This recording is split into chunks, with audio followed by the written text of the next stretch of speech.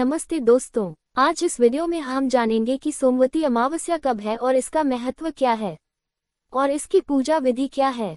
तो चलिए जानते हैं किस दिन पर रही है सोमवती अमावस्या, तिथि और क्या है मुहूर्त। नए साल की पहली अमावस्या सोमवती अमावस्या होने वाली है। मान्यतानुसार सोमवार के दिन पड़ने वाली अमावस्या को सोमवती अमावस्या कहा जाता है। इस अमावस्या का विशेष धार्मिक महत्व होता है। सुहागिन महिलाएं इस दिन अपने पति की लंबी आयु के लिए व्रत रखती हैं और पीपल के वृक्ष और तुलसी माता की पूजा करती हैं। मान्यतानुसार सोमवार के दिन पड़ने के चलते इस दिन भगवान शिव और माता पार्वती का पूजन भी किया जाता है। सोमवती अमावस्या पर गंगाजी समेत देश की पवित्र नदियों में स्नान और पितरों के लिए पूजा करने का भी खास धार्मिक महत्व होता है। अमावस्या को पूजा पाठ, पितरों का तर्पण, स्नान दान और पितृदोष से छुटकारा पाने के लिए अच्छा दिन माना जाता है। इस दिन श्राद्ध आदि भी किया जाता है। कब है सोमवती अमावस्या? साल 2024 में कुल 13 अमावस्या आने वाली हैं, जिनमें से 3 अमावस्या सोमवार के दिन पड़ने के कारण 3 सोमवती अमावस्या होने वाली हैं। पंचांग के अनुसार पहली सोमवती अमावस्या चैत्र माह में 8 अप्रैल के दिन प्रातः 3:21 से शुरू होकर रात 11:50 तक रहने वाली है। अगली सोमवती अमावस्या सितंबर में पड़ रही है। सितंबर के महीने में भाद्रपद अमावस्या होगी। यह अमावस्या 2 सितंबर की सुबह 5:21 से शुरू होगी और इसका समापन 3 सितंबर को सुबह 7:27 को होगा। साल 2024 की तीसरी अमावस्या पौष माह में पड़ने वाली है। यह अमावस्या 30 दिसंबर की सुबह 4:01 से अगले दिन 31 दिसंबर की सुबह 3:56 तक रहेगी। सोमवती अमावस्या का व्रत करने का फल। सोमवती अमावस्या का व्रत रखने वाली सुहागिन महिलाएं भगवान शिव और माता पार्वती की पूजा करती हैं। माता पार्वती के लिए सुहाग से जुड़े श्रृंगार के सामान समर्पित करने के बाद अपने अखंड सौभाग्य का आशीर्वाद मांगती हैं। धार्मिक मान्यता है कि सोमवती अमावस्या का व्रत करने से वैवाहिक जीवन की समस्याएं दूर होती हैं। इसके साथ ही परिवार में सुख, शांति और समृद्धि बढ़ती है। महाभारत के दौरान भीष्म ने युधिष्ठिर को बताया है महत्व। महाभारत में भीष्म ने युधिष्ठिर को इस दिन का महत्व समझाते हुए कहा था कि इस दिन पवित्र नदियों में स्नान करने वाला मनुष्य समृद्ध, स्वस्थ है और सभी दुखों से मुक्त होगा, और ऐसा करने से पितृ भी संतुष्ट हो जाते हैं। सोमवती अमावस्या की पूजा विधि।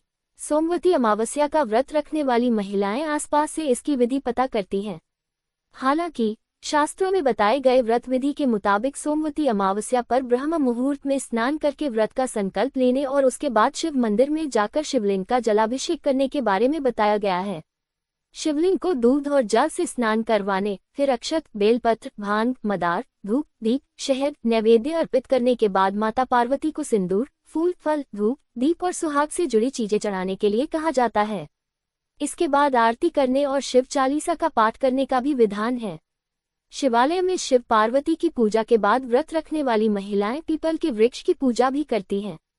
इसके बाद पीपल के वृक्ष या फिर तुलसी की परिक्रमा करते हुए उसमें कच्चे सूत का धागा लपेटती हैं। मान्यता है कि परिक्रमा के दौरान महिलाएं भगवान से अपने पति की आयु की प्रार्थना करती हैं। ऐसी परंपरा है कि विवाह के बाद की पहली सोमवती अमावस्या के दिन धान, पान, हल्दी, सिंदूर और सुपारी की फेरी दी जाती है। उसके बाद की सोमवती अमावस्या को अपने सामर्थ्य के हिसाब से फल, मिठाई, सुहाग सामग्री, खाने की सामग्री इत्यादि की फेरी दी जाती है। फेरी पर जाया गया सामान किसी सुपात्र ब्राह्मण, सास, नंद या भांजे को दिया जा सकता है, लेकिन इनमें से किसी के उपलब्ध न होने पर चढ़ाया गया सामान सुहागन महिलाओं या फिर कन्याओं में बांट दिया जाता है। सोमवती अमावस्या व्रत कथा। कथा के अनुसार एक गरीब ब्राह्मण परिवार था। परिवार में पति पत्नी और उनकी एक पुत्री थी। पुत्री आयु के अनुसार धीरे धीरे बड़ी होने लगी और बढ़ती उम्र के साथ उसमें स्त्रियों के गुणों का भी विकास होने लगा। वह बहुत ही सुंदर, सुशील और सर्वगुण संपन्न थी, लेकिन गरीब होने के कारण उसका विवाह नहीं हो पा रहा था। एक दिन उस ब्राह्मण के घर एक साधु महाराज पधारे। कन्या की सेवा से साधु महाराज का मन बहुत प्रसन्न हुआ।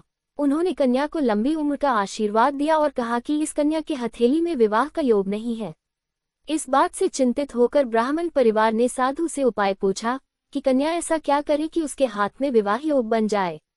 साधु ने कुछ देर विचार करने के बाद अपने ध्यान के आधार पर बताया कि कुछ दूरी पर एक गांव में सोना नाम की धोबिन जाति की एक महिला अपने बेटे और बहू के साथ रहती है, जो बहुत ही संस्कारों से संपन्न तथा पतिपरायण और निष्ठावान है। यदि ये कन्या उसकी सेवा करे तो इसके बुरे योग मिट सकते हैं। साधु ने ये भी कहा कि वह महिला कहीं आती जाती नहीं है।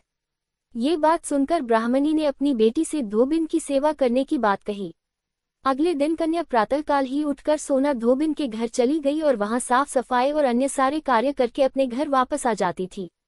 एक दिन सोना धोबिन अपनी बहू से पूछती है कि तुम तो सुबह ही उठकर सारे काम कर लेती हो और पता भी नहीं चलता। बहू ने कहा, माँ जी, मैंने तो सोचा कि आप ही सुबह उठकर सारे काम खुद ही खत्म कर लेती हैं। मैं तो देर से उठती हूँ। इस पर दोनों सास बहू निगरानी करने लगी कि कौन है जो सुबह ही घर का सारा काम करके चला जाता है।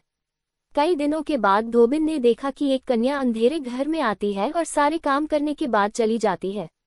जब वह जाने लगी तो सोना धोबिन उसके पैरों पर गिर पड़ी, पूछने लगी कि आप कौन हैं और इस तरह छुपकर मेरे घर में आकर क्यों काम करती हैं। तब कन्या ने साधु दोबारा कही गई सारी बात बताई। सोना धोबिन पति परायण थी, उसमें तेज था, वह इस बात के लिए मान गई। सोना धोबिन के पति थोड़ा अस्वस्थ थे, उसने अपनी बहू से अपने लौट आने तक घर पर ही रहने को कहा। सोना धोबिन ने जैसे ही अपने मांग का सिंदूर उस कन्या की मांग में लगाया, उसका पति मर गया। उसे इस बात का पता चल गया। वह घर से निर्जल ही चली थी, ये सोचकर कि रास्ते में कहीं पीपल का पेड़ मिलेगा तो उसे भावरी देकर उसकी परिक्रमा करने के बाद ही जल ग्रहण करेगी। उस दिन सोमवती अमावस्या थी। ब्राह्मण के घर मिले पुए पकवान की जगह उसने ईंट के टुकड़ों से 108 बार भावरी देकर पीपल के पेड़ की 108 बार परिक्रमा की और उसके बाद जल ग्रहण किया। ऐसा करते ही उसका पति वापस जीवित हो गया। इसलिए माना जाता है कि इस दिन व्रत आदि करने से पुण्य फल की प्राप्ति होती है। धन्यवाद। आशा है कि आपको ये जानकारी अवश्य पसंद आई होगी और इसी तरह की जानकारियों के लिए हमारे चैनल को सब्सक्राइब कर बेल आइकन पर क्लिक करें।